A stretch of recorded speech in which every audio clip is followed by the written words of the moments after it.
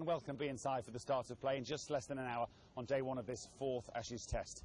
So, has Santa brought you any cricketing cheer today, any crumbs of comfort with changes afoot for England, or have the tourists, like you perhaps, gone cold turkey after a baggy green blitz in Brisbane, Adelaide and Perth?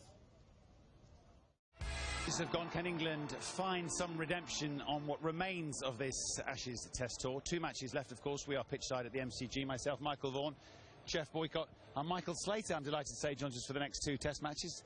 Nice to have a different Aussie perspective. Might be more comforting than fun. Well, I'm not sure about that. I'm a real rah-rah Aussie, so I'm really getting the face of Boycott. That's great. My ploy for the next couple of Test matches. Great to be here, and hopefully England can fight back. Well, let's hope so. How full or empty, Michael, is your Christmas glass? Well, it's a little bit half. Merry Christmas to everyone back home. Like, Australia have been the better team. You know, over 3 Test matches, they've played better cricket.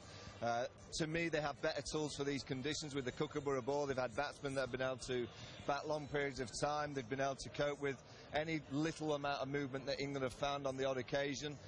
We haven't had a spinner that's bowled with any kind of potency. Only 3 wickets for Moeen Ali. And the bowling attack, in terms of what they're facing in Stark, Hazelwood, Cummins of Lions, have been outstanding. So that's why England are 3-0 down so far. Yeah. How big's the gap, Jeffrey? It's going to be big and stay big unless the players bat better and bowl better. I've listened to quite a lot of interviews, as you'd expect. There's a lot of media about England, Australia, asking the players. They're all trying not to criticise any individual.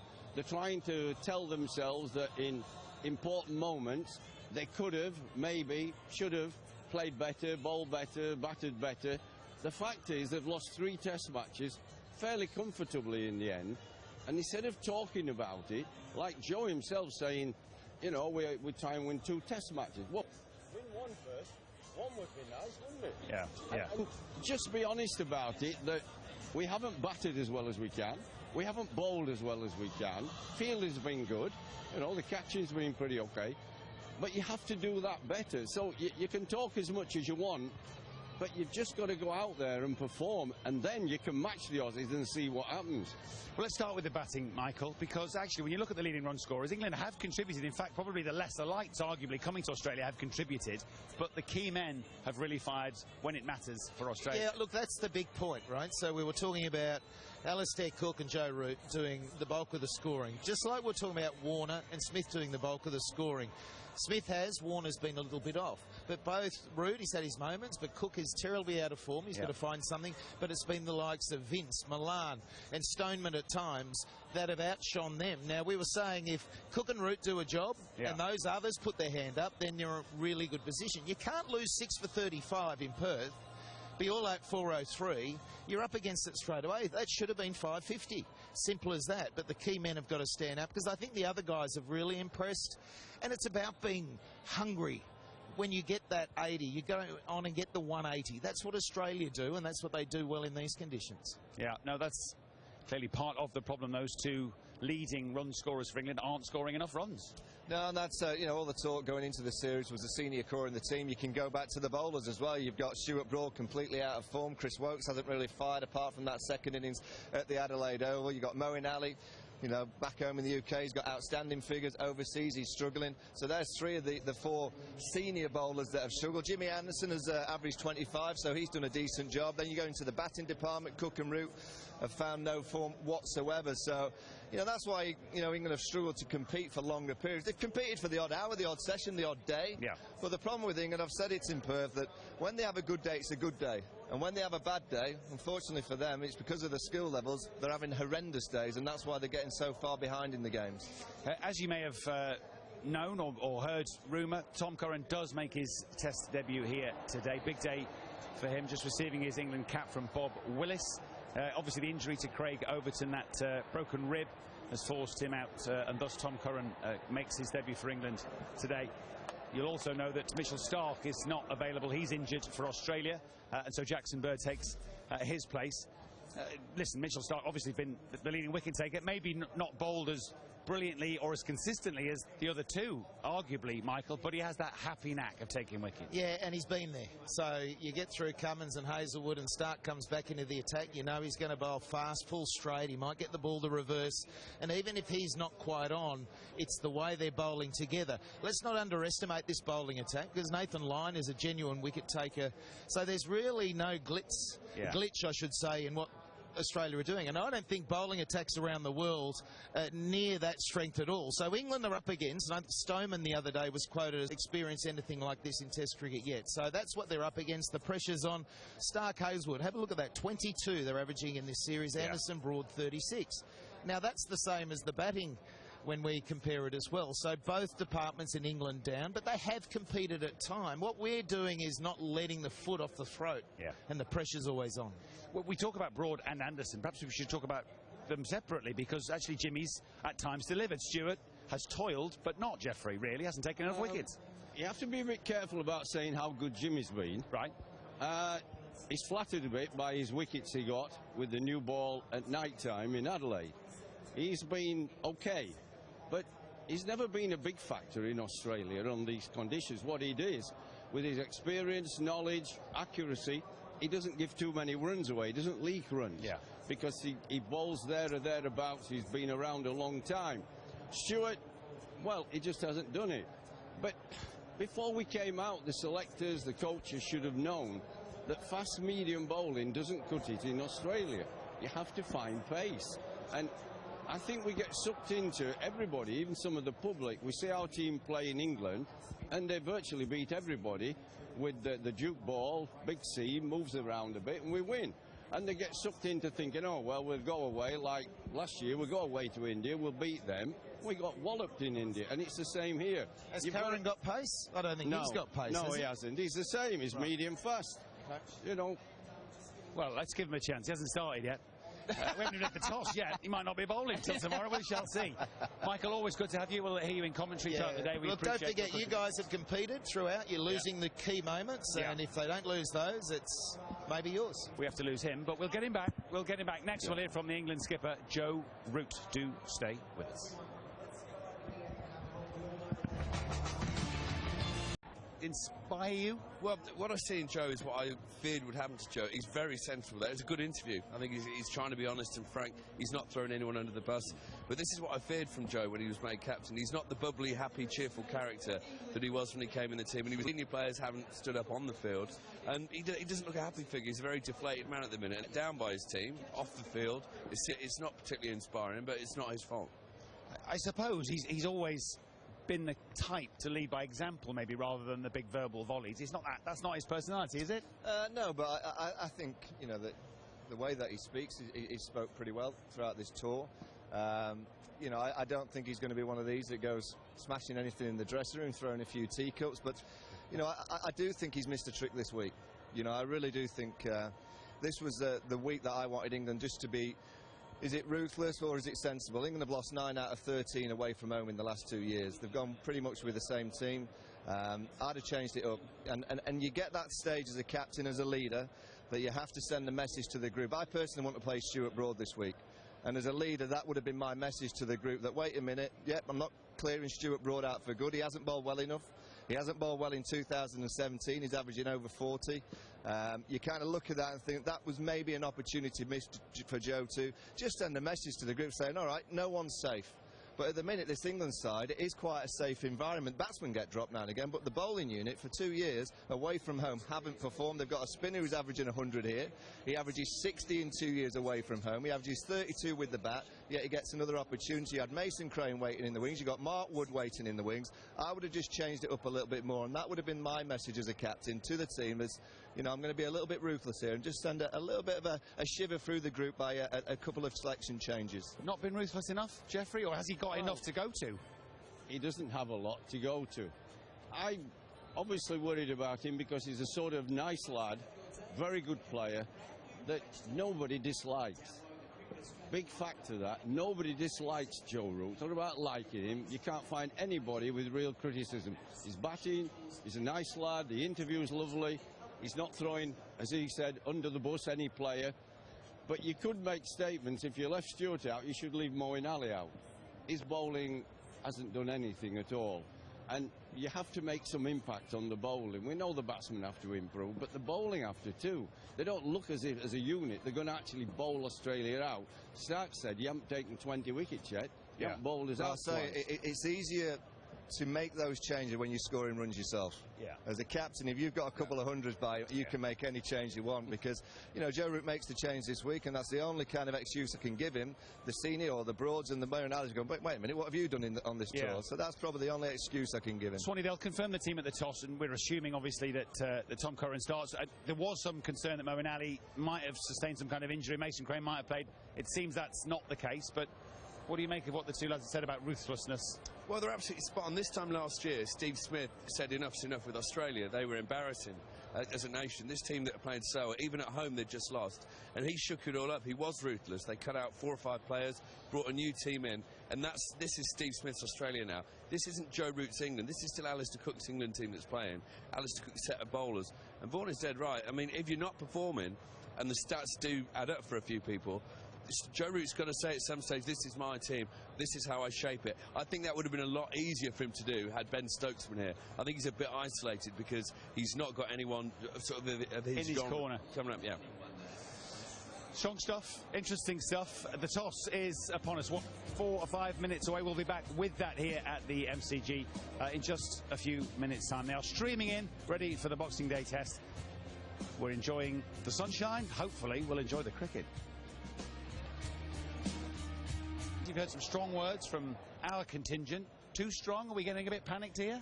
I think it's a tough call on Joe Root. No question. I think as a captain, you're only as good as what players perform for you, and so I feel like he's been let down a little bit by his players out there. And from the selection side of things, I'm sure he has a fair say in selection, but he probably isn't the only say as well. So probably tough calls there. I think this series could be the making of Joe Root as a person, as a player, and as a captain. I'm sure he'll learn a lot about himself and really grow from this experience. We shall see. We shall see. Of course, he's been winning tosses and losing matches. Won 3, lost all 3 thus far. But the toss here in Melbourne is just about upon us under blazing blue skies. Let's join Mark Nicholas and the 2 skippers. Hi everybody, beautiful day at the Melbourne Cricket Ground. We're out in the middle ready for the toss. The match referee Ranjan Madigali, Joe Root and Steve Smith are with me, and Steve has the coin. Heads is the coin. Tails it is. We'll have a bat. Steve Smith has won the toss. We'll have a bat. And is batting first. No great surprise there. Beautiful conditions for batsmen today. Yeah, it looks a nice wicket. It was probably ready about 4 days ago. I think he's just been sitting on the roller, so looks like a pretty nice wicket, and hopefully we can post a big first innings total. You guys have a good day yesterday? Yeah, it was good. Great to have the cricket family around, everyone else's families, and it seems to be getting bigger and bigger every year. So it was a nice day, and boys had a good lunch and are ready to go today.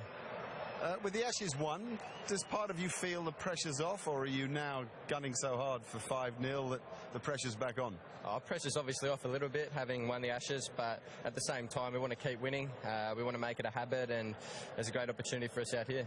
Okay, and no Mitchell Stark, that's confirmed, and Jackson Bird's in, who performs well here? Yeah, one change, obviously.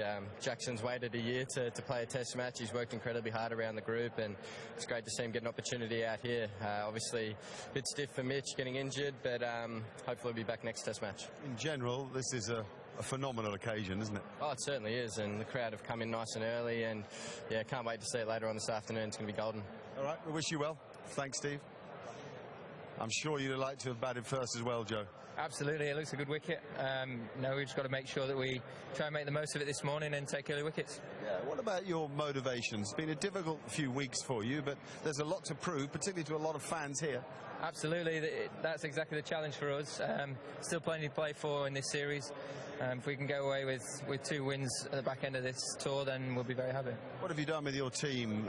We've got one change. Tom Curran comes in for Craig Overton, make his debut. Very excited for him. He's very excited himself, and he's a real competitor, so looking forward to seeing how he goes about it. So with yesterday Christmas Day, today Boxing Day in this extraordinary stadium, you must be up for it, you blokes. Absolutely. This is a great venue.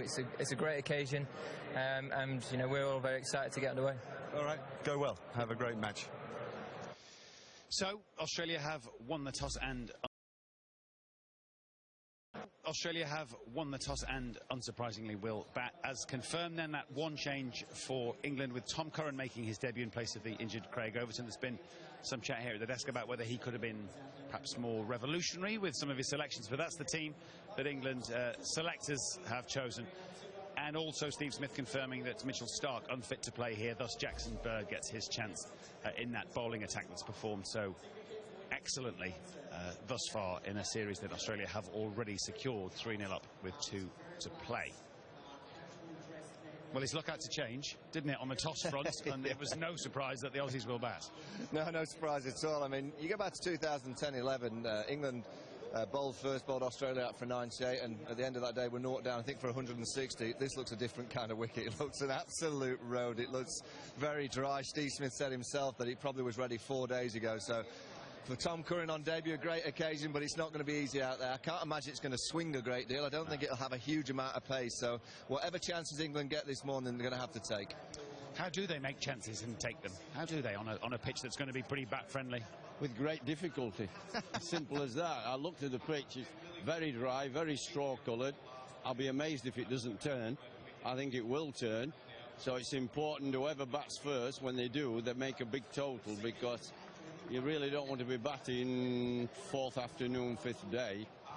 They've got a better spinner than England, so if they can take wickets this morning. But look, they've bottled Warner up, that's the one good thing. Yes. They've got to find a way to get Smith out, not necessarily cheaply. If you get him out for 40 would be good. That'd be amazing. You've got to do, like I mentioned last test, a bit of a Bradman, find a way. Yes. Joe's had some very interesting field settings. I think that's been really good. You see that he's thinking about it. It's just, can the bowlers put it in the right position? How are England going to get Steve Smith out? I think they need to go right back to basics. Don't worry about all the funky fields. Top of off stump, be patient, be disciplined. He is human. He can make mistakes, you know, and it just takes one ball, one little error for him to make a mistake. So that's what I do. But just on this pitch, if it is going to do anything, it's going to do it in the first probably 40 minutes to an hour. So if England can get a couple of early ones, then that will go a long way. And this pitch doesn't really break up too much. It'll generally flattens out, gets a little bit slower as the game goes on. The Sheffield Shield games here have been very, very flat as the game's worn on. So no demons for England in the back end of this match, so that they can chase down anything on the last day. Okay, well, I think Joe has to tell his players, look, forget about trying to win the test match first. I want all of you to think, most of us, me included, can improve our batting and bowling. Do your own skill better. Think about, you should have been thinking about that before the test, because if you all individually improve 5%, you know, that's a lot, 55%. I'll deal with the field. You're good with your maths, aren't you? Yeah, you deal with improving. If you're trying to bowl it at top of off stump, make sure you get it there. Yeah. Don't get clever, and just think of this morning session. Don't get ahead of yourself. Let's improve our own individual skill. Then we'll give all the supporters, you know, a nice day. We'll do better. Yeah. That's all you have to think, session at a time. Now, it's about winning the test. You haven't got near winning yet. Just think of one session, bowl better, catch everything, and take it one session at a time. 100,000 we think going to be in here by the time they all get here this morning. Special place Boxing Day test. It doesn't get much better than this cricket wise. Oh, it's absolutely incredible. Huge stadium, packed crowd. For the players, all their families come over and they're at the team hotel. Great Christmas bash yesterday, so they'll be really excited. But I can tell you there's a lot of nerves as well. I just want the game to get going. Oh, that's good to know. There's a few nerves. We'll try and play on those. There's always is. I feel for Tom Curran as well, but maybe good for him just to get out there, get his first spell underway, perhaps pick up an early wicket, and that'll help him deal with the pressure as well. Yeah, and you mentioned Stewart amongst the other bowlers. They've, in a way, got a point to prove for all that they've done, for all that they've had this long, illustrious career. You have to keep proving it. Yeah, you do. You have to keep making sure that you perform. As Jeffrey said, they've bottled up David Warner quite nicely in this series. I've just got a funny feeling Warner, with this atmosphere and this kind of crowd, he's going to come out and play a few strokes. He's not going to play defensively, so the first hour of play might just do a little bit, and I think we'll see a few shots, so it's going to be great value. Let's get a closer look at the pitch. Are there any hidden demons anywhere in it? Graham Swan and Damien Fleming are up there. Yeah, thanks, Matty. Merry Christmas to everyone as well. Swanee, I can see why Joe Root batted first. There is not a lot of gremlins in this pitch, is there? As we go down and have a little bit of a look, that's nice and hard. Just look at these grass cuttings here. They're about 2 millimetres more than last year's Test match, but you wouldn't say it's live green grass, would you? No, this looks like a belting pitch. It is a very Merry Christmas, and the Australian batsmen won't believe their luck. They'll get a first dig on this. Tom Curran to have a bowl. You know, it's not a bad in your first test to get a bowl under your belt. Maybe get a wicket like Mike Hussey said. But I don't think there's going to be much in it for you lot. What about for Nathan Lyon, the spinner? Can you see there is grass patches? There is a little bit of, you can see some cracking already, but I'd say that we have got some hot weather.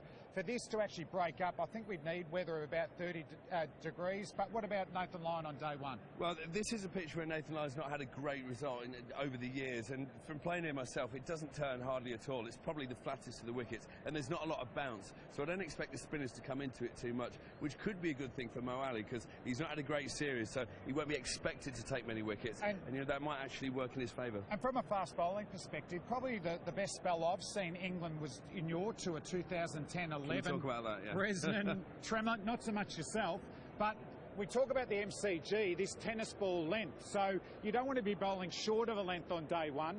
You want to be further down near this danger area here, and I think that's what Bresnan, Anderson and Tremlett did on that day. I think that's what Bresnan, Anderson and Tremlett did on that day one, where they bowled out Australia. Well, yeah, there was a bit more moisture in the air that day. There was a bit more cloud cover, but we just bowled good lengths outside the off stump, and nearly all the Aussie batsmen were out nicking. It's a big ground for nicking off, but you can bowl straight as the game goes on. Yeah, well, overall, great day for batting for England. Good condition. A little bit more here as well without Mitchell Starc in the Australian side, but I caught up with him a few days ago.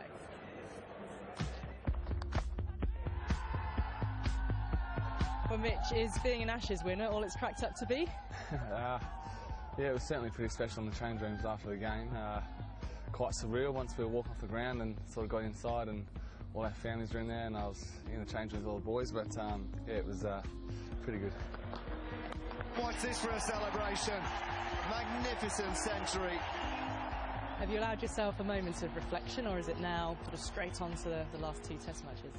I think probably Monday night and Tuesday, me personally, I was able to reflect on the game and what the team had achieved. I sort of felt like I sort of parachuted in there for the third Test and won a national series, but once Tuesday rolled around, it was you know, back into it, and we've obviously still got a lot of hard work ahead of us in this series. 150 now for Mitchell Marsh. A day of milestones for the hometown hero. Having played the one Test and made the impact that you have, does that make you feel more motivated to play a fuller role with still two Test matches to go? Yeah, I don't think I'm necessarily more motivated. I think every Test match you go out and play, you try and score as many runs as you can, and I try and take as many wickets as I can for the team. So, you know, I've still got a big job to do this week at Boxing Day. Are you discussing the use of the bouncer amongst yourselves still? Because there has been a lot of discussion in the media, particularly about whether the umpires should be stepping in. What's the take from the fast bowlers unit? Oh, look, I think it's a tactical at Boxing Day. Are you discussing the use of the bouncer amongst yourselves still? Because there has been a lot of discussion in the media, particularly about whether the umpires should be stepping in. What's the take from the fast bowlers unit? Oh, look, I think it's a tactical. You know, Christmas lunch, trying to eat too much on Christmas Day and be right for Boxing Day, but it's a special week and certainly one that you take it all in. And the sense of occasion really is building here at the G. Day and be right for Boxing Day, but it's a special week and certainly one that you take it all in. And the sense of occasion really is building here at the G as well. Flem, Graham, maybe Mitch Marsh, he is one of the, well, a few selections that the Aussies have made that have really come good. Well, they have. They got a lot of criticism first off for Bancroft, Payne and then Gut retained, haven't they? I think Tim Payne's probably been the best of those. Then they dropped Peter Hanscom averaging 47 for Mitchell Marsh. He scores 180, bowls some handy overs. So I think all the selections have worked well for Australia. And even Jackson Bird, I mean, he averages 4 wickets a Test match. He's that not quite as quick as, say, a Hazelwood or Cummins, but he's tall and bouncy and a bit of an MCG specialist. Graham, England had a few newer players. So hopefully those guys can, you know, kick on today. well, a selection that England have made today is a test cap for Tom Curran. And he's actually been in the game for quite a while. 2015, a big breakthrough season for him in the county championship. But I mean, he's played a decent amount of cricket there and a good record. No, good stats. I actually played with his father, with Kevin. He was my first captain at Northampton.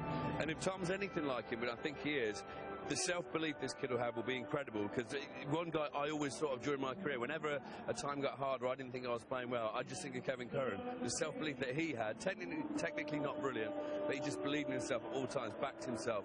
That's what Tom Curran will need to do out there today. Well, I think that's what they're saying, aren't they? They've gone with the most competitive player. They needed to make a change, so even if they do lose this Ashes series, at least have some emerging talent. So Milan, Stoneman, Vince have shown signs. If Tom Curran can be ticked off, well, then you can say, listen, we've got a team going forward that can win the Ashes. You've had a look at the pitch, Graham. As an off-spinner yourself, would you have dropped or played Moeen Ali? Would you have brought Mason Crane in? Personally, I'd have gone Mason Crane, because I don't think Mo's performed with about all the ball at the minute. He can't be trusted and relied upon.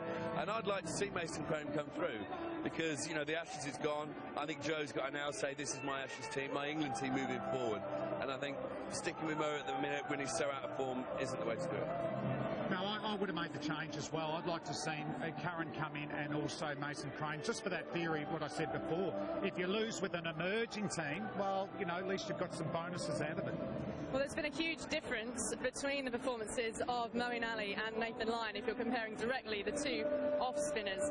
And Mo's only managed, just 3 wickets in the test matches that he's played, Graham. Well, that's it. I mean, the numbers speak for themselves. I mean, Lyon's bowled exceptionally well, averaging 26, 14 wickets, 12 of those at left-handed batsmen, it must be said. So the right-handers are playing him well. He doesn't enjoy bowling at right-handers, but Mo doesn't enjoy bowling at all at the minute. Look at those stats. 3 wickets at 105. He's not doing a first in his job of containing or a second in his job of taking wickets. And he's not scoring runs either, so he really is a player who needs to buck his ideas up. Mo, for me, in Australian conditions, looks like a part-time spinner playing a front-line role. So I would have, if he was going to play, he had to play as a top 6 batsman, or top 7 if Bairstow bats 6, and you had to play another spinner.